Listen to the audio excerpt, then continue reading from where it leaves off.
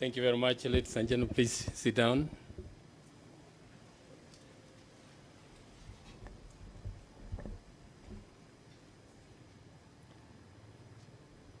I requested this gentleman to sanitize the microphone a little better because quite a number of you have talked about my age. And you know what that means. And I want to thank those who have wished me well. When the LSK president was talking, it's like he was bidding me farewell. I'm still around for a while. We have quite a number of things to do. As you know, the judiciary has a very, very strict protocol. A retiring judge takes terminal leave. So when my time comes, I will receive a letter from the CRJ asking me to take terminal leave. I believe that will be somewhere in November. So I'm still around. Don't worry.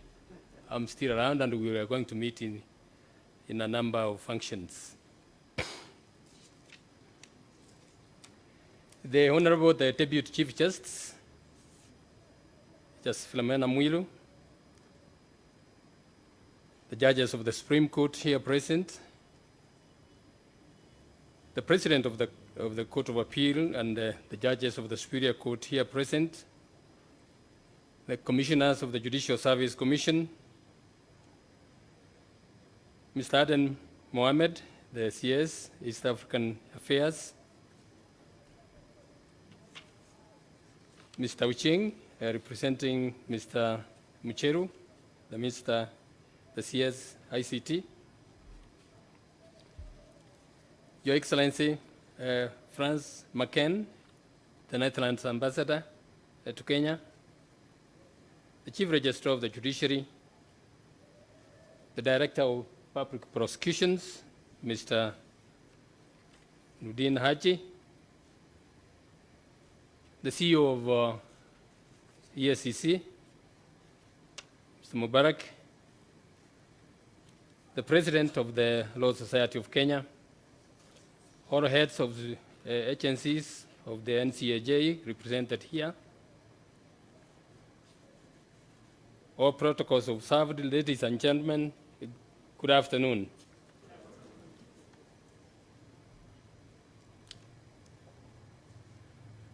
Today is a great day for the judiciary and the administration of justice in general. It marks the singular most important step in our long journey to harnessing information technology as an integral part of our service delivery to our people. It's exactly 10 years ago when the digitization of the court records was identified as a critical aspect of the judicial reforms by the task force then headed by the Honorable Justice William Ouko, the present Court of Appeal President, in 2010. This is what the East Task Force said then, and I quote, "An ICT policy and a master plan should be operationalized in the judiciary to ensure strategic development of ICT infrastructure and systems for present and future needs." He further observed that judicial reforms must always focus on information and communication management in the institution, and that resources should be provided to the judiciary to facilitate digitization of the court records, automation of the court proceedings, and the establishment of interactive databases, end of quote. Subsequently, there have been many reports and many efforts to mainstream ICT as an integral feature in the judiciary's day-to-day work.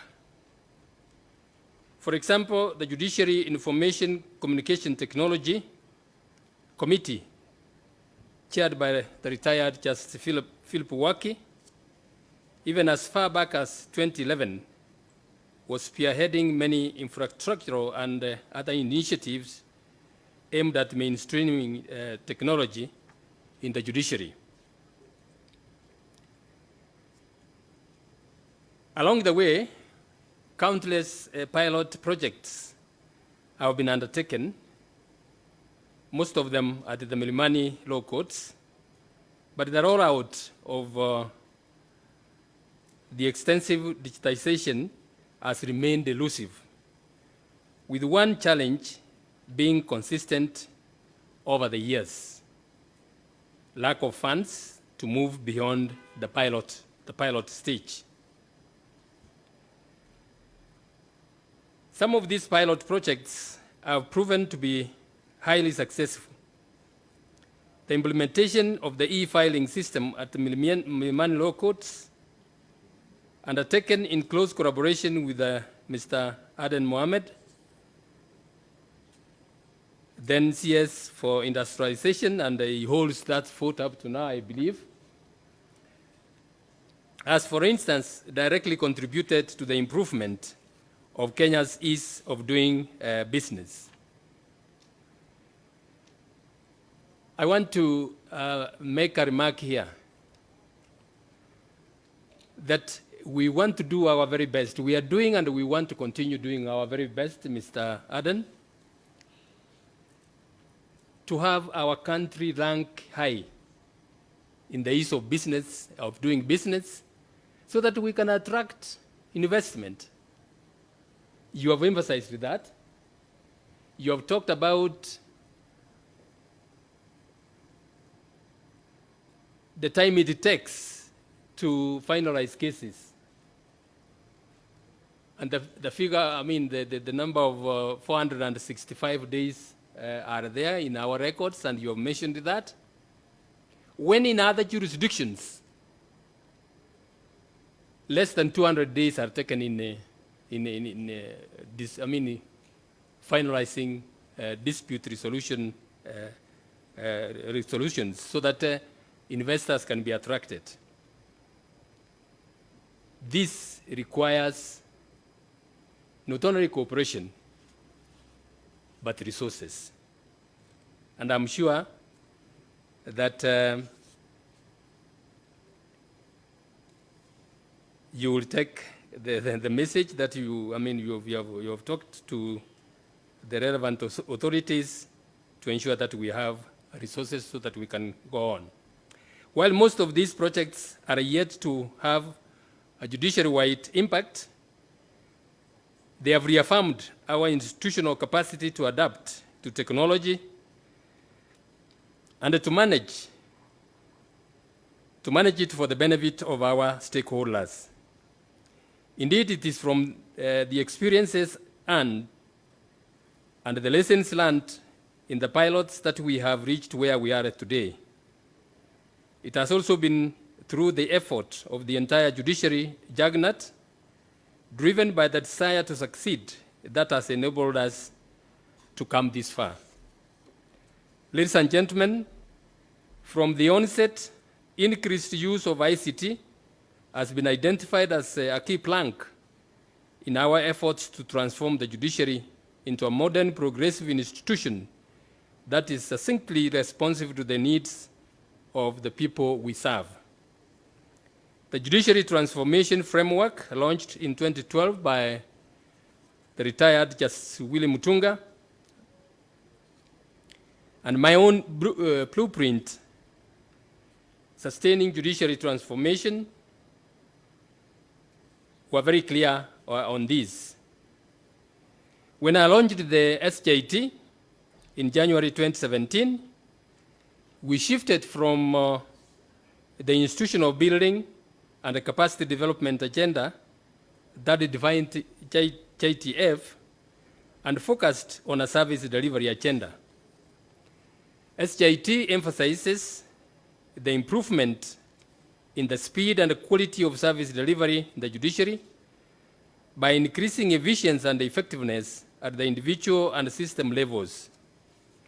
One of our primary initiatives was the design and adoption of a digital strategy that sought to boost not only judicial operations, but also enterprise resource planning capabilities in order to assist in our administration functions.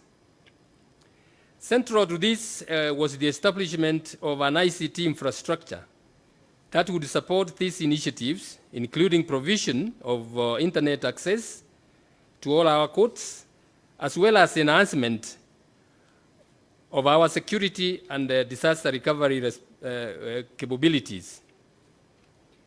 As we speak, all our courts except Mbarambala and Kakuma law courts, which are in the far-flung areas, are all connected to reliable internet.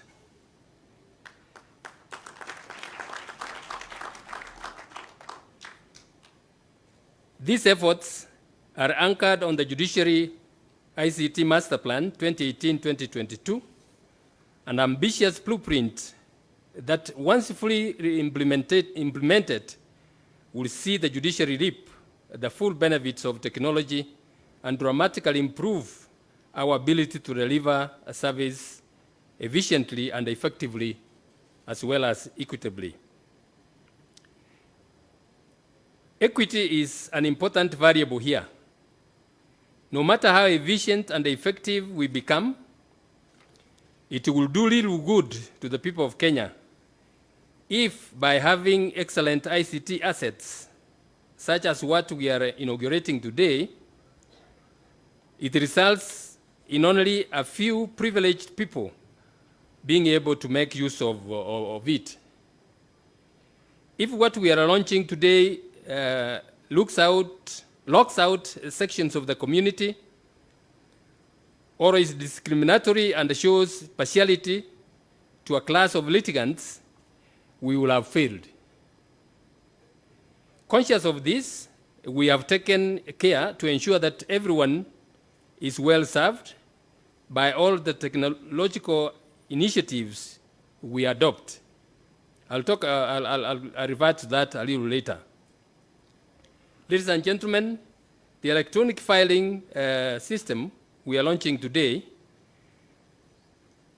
has been under development for the last 3 years.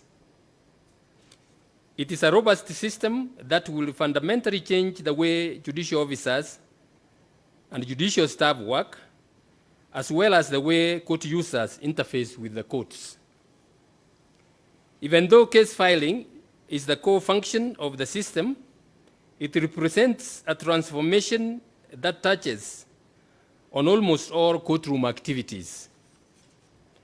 I have heard some people ask whether, upon filing their documents online, they will be printed and put in physical files for use when they come to court.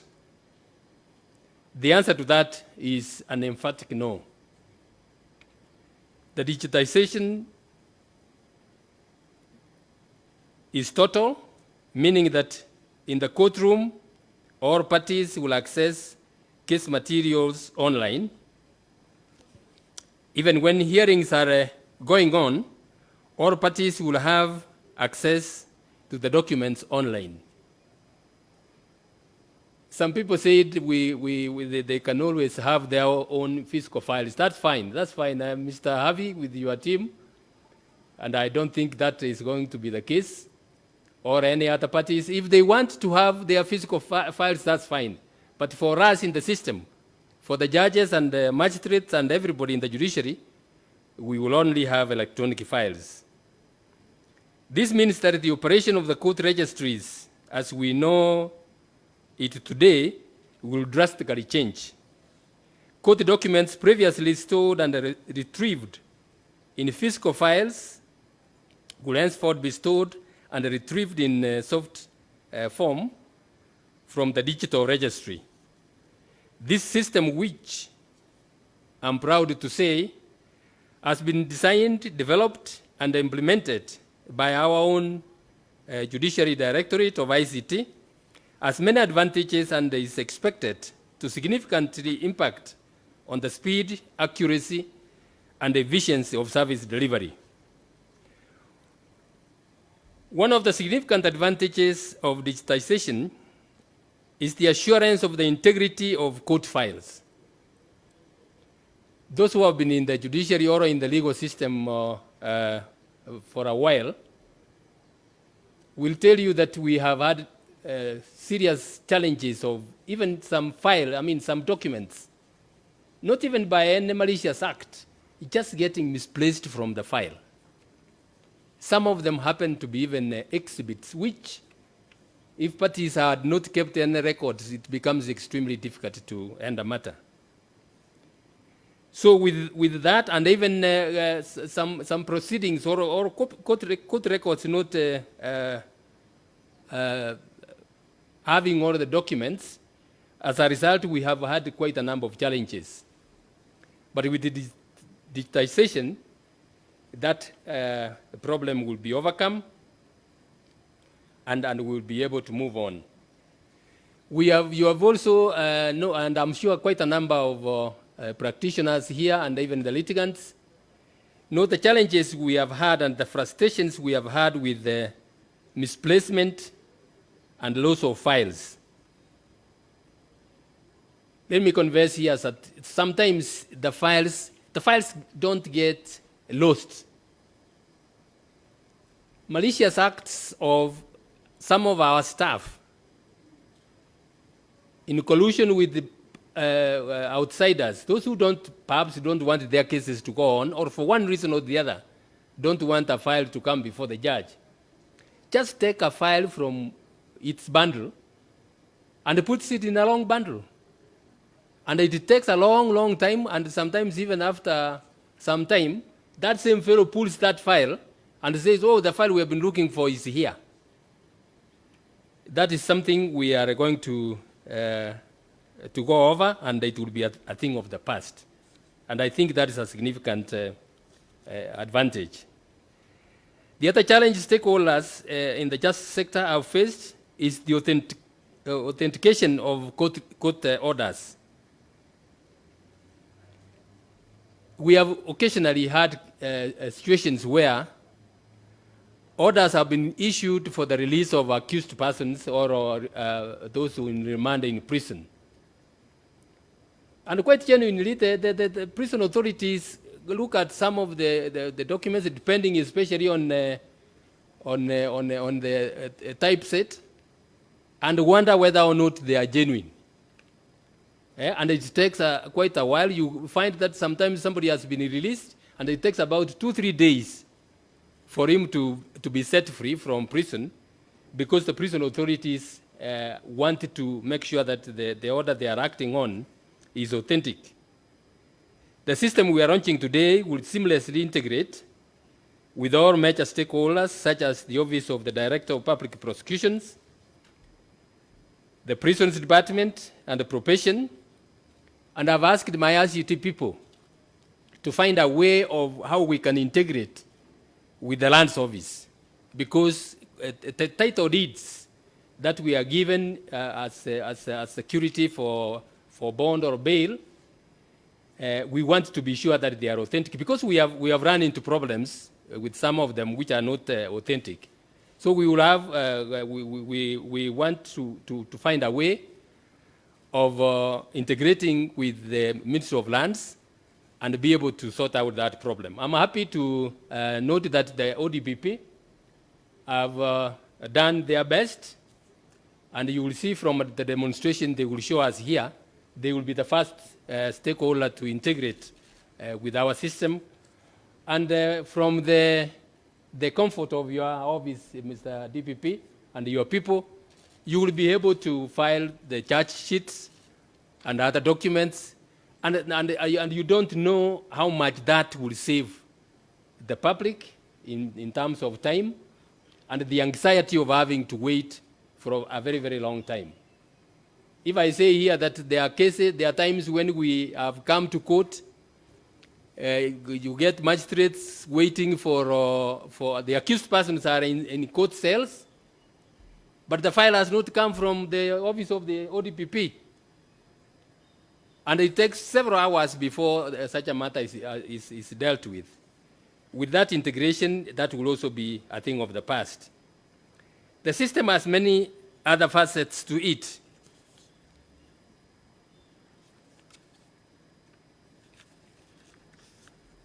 In addition to the cases being registered in the system, it has an automated fee assessment and payment module which utilizes various platforms such as M-Pesa and credit cards to effect the required financial transactions and generate e-receipts.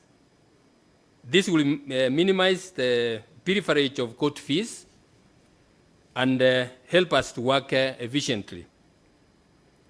I want to mention here that we are in the final stages of coming out with an integrated fee schedule that will be input in the system in a few days, but that is not going to cause any challenge whatsoever. We have made arrangements of how the court fees will be assessed, and after we integrate that,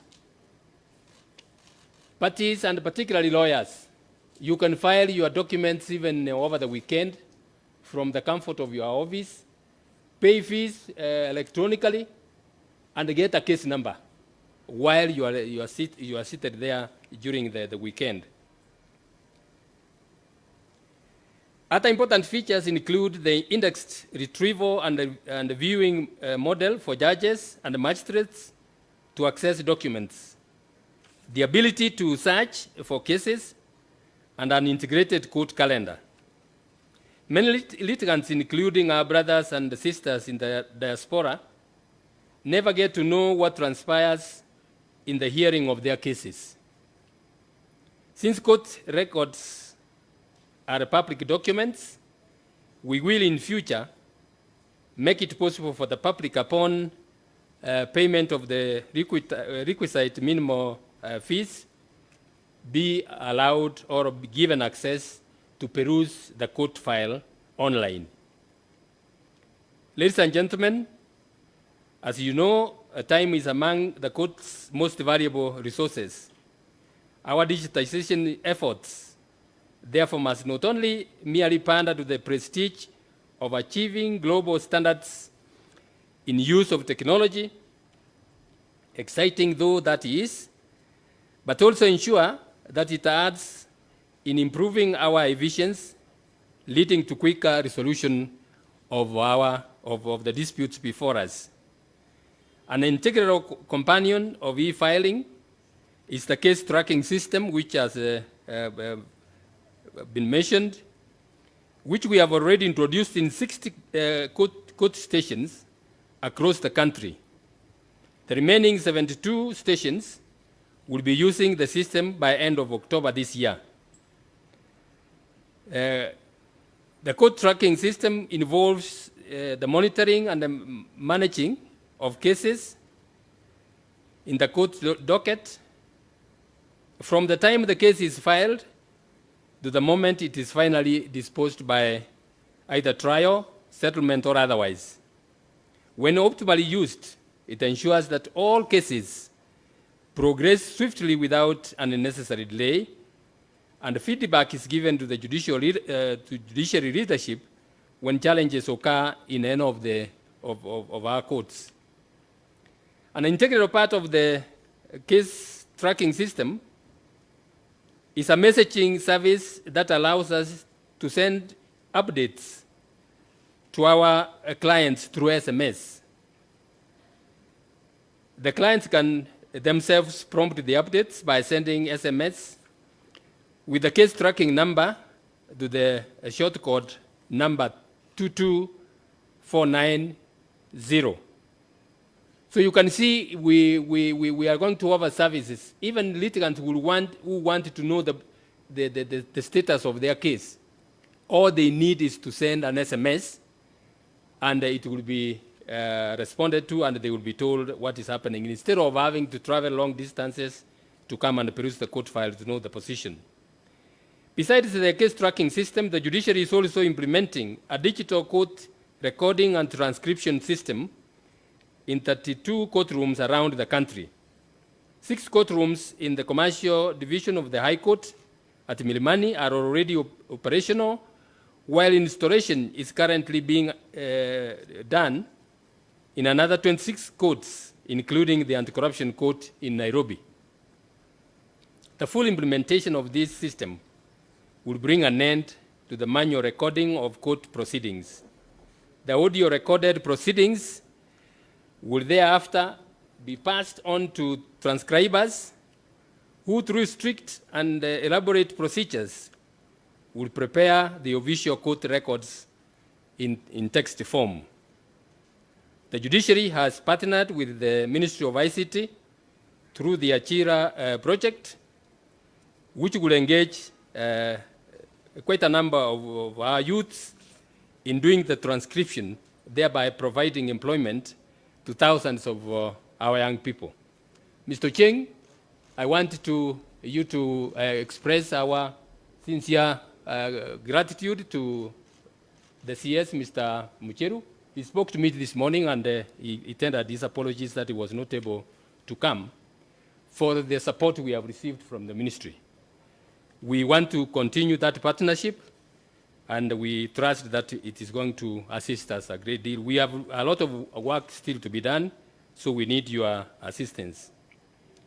ICT has enormous potential to improve the administration of justice.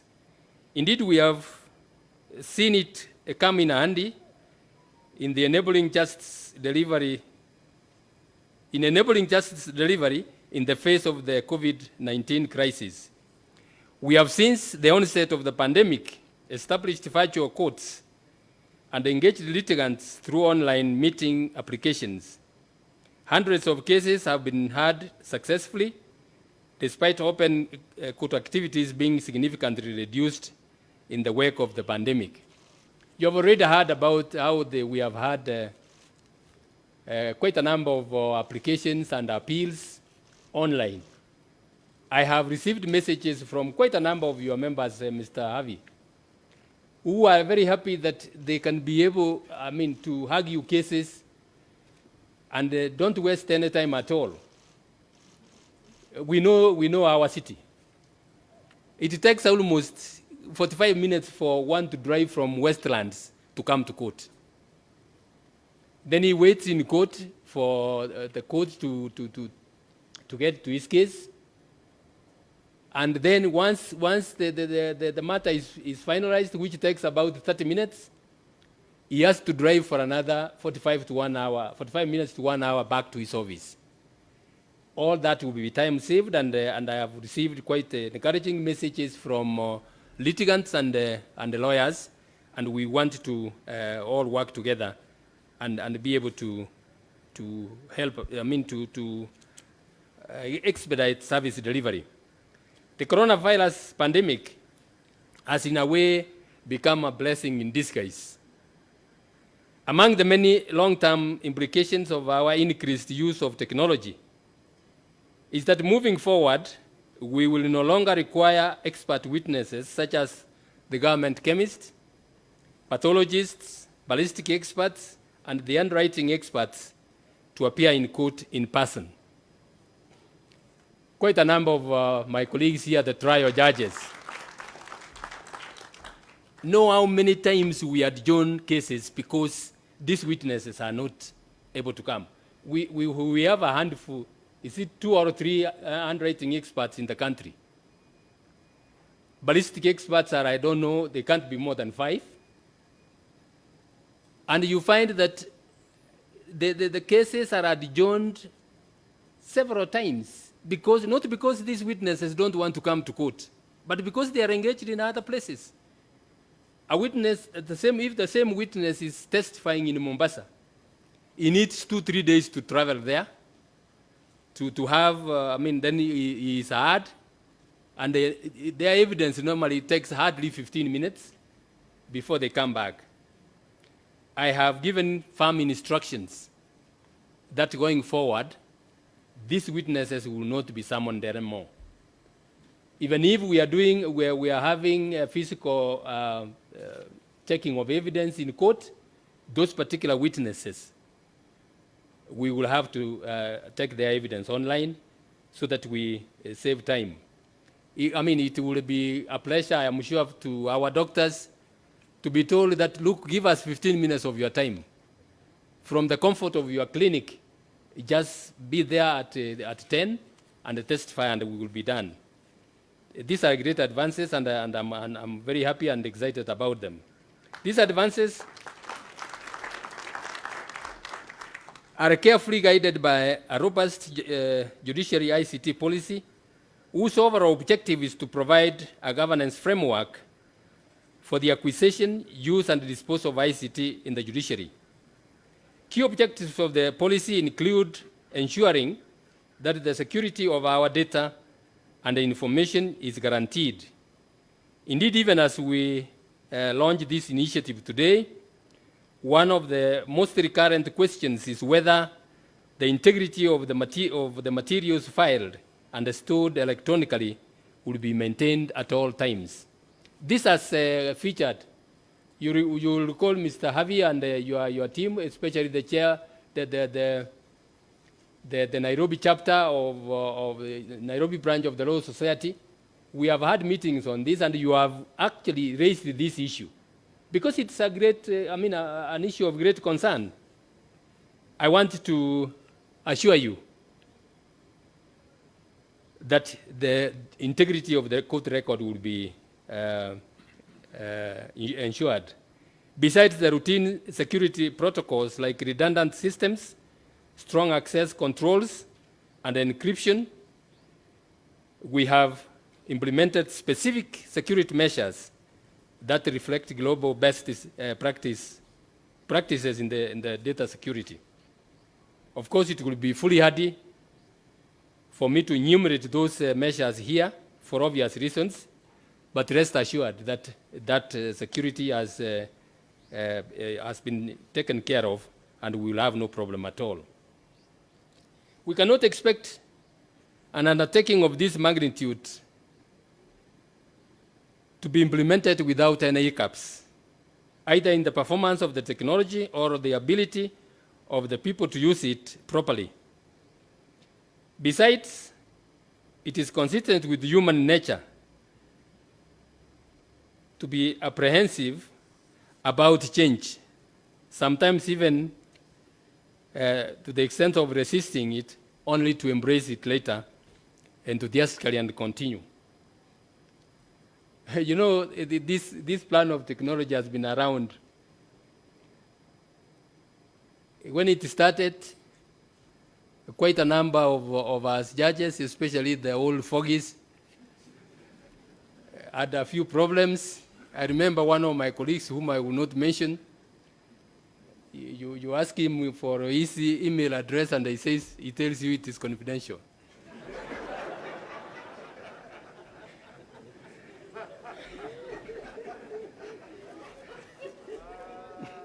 Of course, he passes the message very clearly that he doesn't know what you're talking about. So there is that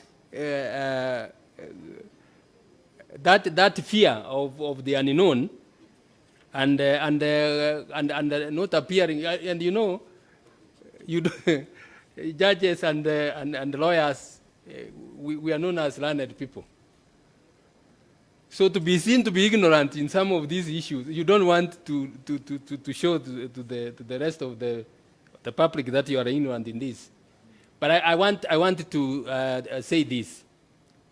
Let us not be bothered about that. We were not trained as ICT, ICT professionals.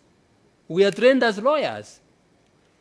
The ICT people, Mr. Chiang here, if you ask him a few questions on law, he will be at sea. So why should we be worried if you just say, look, I don't know how to do this, I want assistance. Let us get that out of us and be able to move on. What I would like to assure you today, ladies and gentlemen, is that we shall strive to address all challenges that emerge as we implement the system and to assist all our stakeholders to adapt to the new requirements as soon as possible and smoothly move on. Towards this end, we have undertaken extensive training, not only for the judiciary staff, but also external stakeholders. As I said earlier, this system will not serve the highest ideals of justice delivery if it is only convenient to a section of the court users. We have therefore initiated various programs aimed at ensuring that ordinary wananchi seeking court services, especially those who may not be familiar with the ICT infrastructure and the court procedures, to be assisted in our court stations. This includes the establishment of the ICT support centers within our stations, where court users, especially the severely indigent, who may not afford the fees charged at the cyber cafes, to come to court and be assisted. On the other hand, cyber cafes which meet our stringent standards will be accredited and their staff trained so that they may assist court users who do not have ICT facilities in their places of work. In further pursuit of inclusivity, we plan to quickly roll out this service to other parts of the country, beginning with Mombasa and Kisumu. As you know, we have a little problem in Mombasa because quite a number of our staff tested positive to the pandemic. As a result, the court operations in Mombasa have literally ground to a halt. I was speaking with the lawyers from Mombasa and the presiding judge of the Mombasa station. They are saying, look, in Nairobi you can operate. Please, why don't you even start that e-filing system in Mombasa? But I told him that, look, the way we have planned things, the way we have, the ICT people have done it, it is not possible to do it immediately. But that is one other thing, Mr. Ickling, you are going to have to do. Move very fast and get Mombasa connected so that they are able to move on. And then we will move on to the other parts. This will start as soon as we have sufficient storage capacity for the heavy data generated in the new system. To this end, we are at an advanced stage in procuring necessary servers and storage capacity to ensure that we achieve this objective as soon as possible. But in any case, not later than 3 months from now. I want to say here that the CRJ has shown me the budget we have for this financial year we have already started. And one of the major programs we have is the establishment of the data center. The establishment of the data center. Buying the servers so that we can assure everybody that we have enough storage. I trust that the amount we have been given will not be slashed. Because if it is, we will grind to a halt. To ensure that the increased use of ICT is fully anchored in law, we have undertaken various initiatives aimed at aligning the new processes to relevant legislations. We have finalized the development of the practice direction, revised the rules, and proposed amendment to the Civil Procedure Act and the Evidence Act, as well as the Criminal Procedure Act, to align the ICT environment and facilitate the widespread adoption of technology. In this regard, we are doing all our very best, and I'm happy to see Justice Musinga here, the chair of the Rules Committee. We are there, and there will be no problem at all. The proposed changes are already being reviewed by our stakeholders, including the Law Society and the general public, and we expect to receive a feedback as soon so that we can be able to complete the process. The code digitization journey has, since the onset, benefited from generous funding from many of our supporters, and I wish to sincerely thank all of them.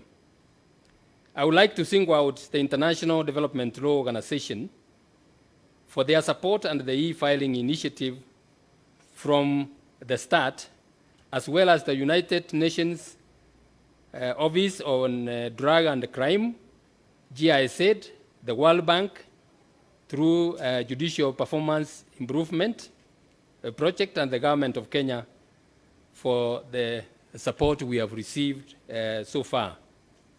In this regard, I want once again to sincerely thank His Excellency Ambassador Francis McCain. I requested that he be given a minute to say something because of the contribution he has made to this project. He has availed funds, and we are very, very grateful. As you go back, Your Excellency, please go with our gratitude that the people of Kenya appreciate the support we have received from your country. I have already talked about the Ministry of ICT, the support they have given us, and we trust that they will continue to support us. They have undertaken that, and I have no doubt whatsoever, and they will assist us, and we'll move on. JSC has been wonderful. The support you have given us, the JSC members, we are grateful, and we will continue to be grateful. I want to single out one or two other people who have worked very, very hard. Jessica Tembu, Cairo, the chair of the Integrated Court Management System Committee, and the entire membership of the committee, and his predecessor, Justice Mwongo. Did I see him here? He may not be here. As well as Justice Souko and Waki, who have already mentioned in the work they have done in the past to assist in this process. The ICT Directorate, led by the acting director, Mr. Stephen Eckling, and many other stakeholders who have worked and continue to work hard for the good work they have done. DCJ was telling you that I have pushed them very hard, especially in the last 1 month. I want to sincerely thank you, Eckling, and your team. Karanja and the others, where are you? Please stand up once again. I want to thank you most sincerely for the good work you have done. You know, as you have heard, I'm getting old, so my day starts at about 4 o'clock in the morning. Sometimes I push these people by 8 o'clock if they are not able to connect, and we have a meeting. I can't understand how they can be late at 8 o'clock when I've been up for almost 6 hours. So thank you very much for the good work you have done, and bear with me for the push I have had to throw your way, but you have taken it with stride, and I'm very, very grateful. As Jessica Tembu said, the LSK, ODPP, and the prison department, as well as the probation and all other stakeholders, have been very, very supportive and have supported us. I want to mention here that Mr. Harvey, the president, I received yesterday a letter from the chair of the branch chairs, a message of goodwill and saying that they are going to support us and we move on. And I'm very, very, very grateful. What I want to say, Mr. Harvey, and with all humility and understanding, the problem we have now, especially with the virtual courts, is because of poor connectivity, internet connectivity. You find one litigant at one end of the country with poor internet connectivity is unable to be heard. Or when he starts, he's breaking and the proceedings can't go on. That's why, as you said, you take so many minutes asking, my Lord, can you hear me? My Lord, can you see me? It is not entirely the problem with the court system. It may be very well, and I want to say this with humility, not trying to demean anybody.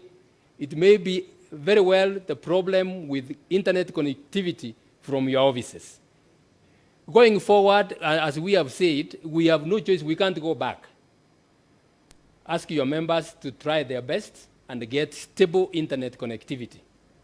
And in that regard, Mr. Ching, even when, when we are paid, especially in the countryside, admittedly internet connectivity is poor. Let the ministry do something about that so that we can move forward. In this time and age, one of the things we should have as a country is internet connectivity, which is stable, to enable us transact the business we have. We are all connecting to this, and we cannot afford to be left behind as a country.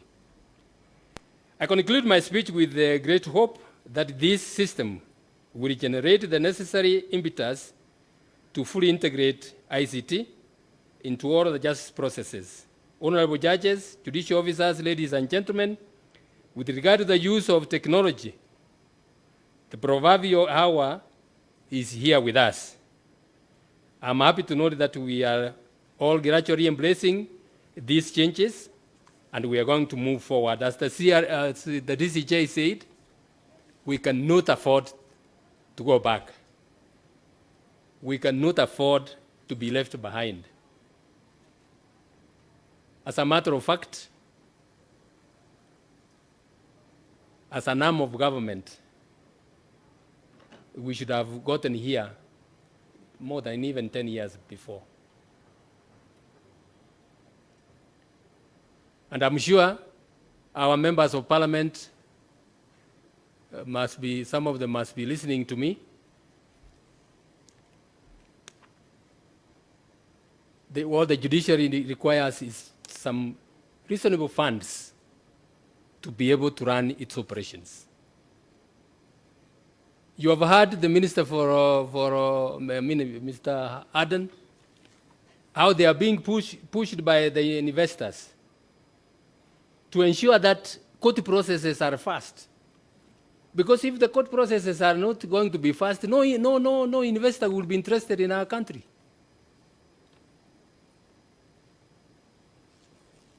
And many other things. So if we don't have enough resources, we will not be able to run this. And as I said,